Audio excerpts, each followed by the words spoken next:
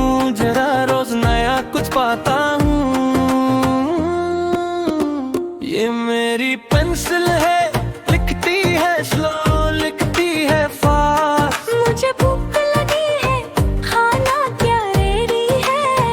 ये मेरी कुर्सी है, लिखती है स्लो, लिखती है फास्ट। मुझे भूख लगी है, खाना क्या रेडी है।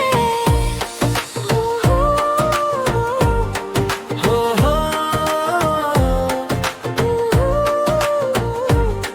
हो हो।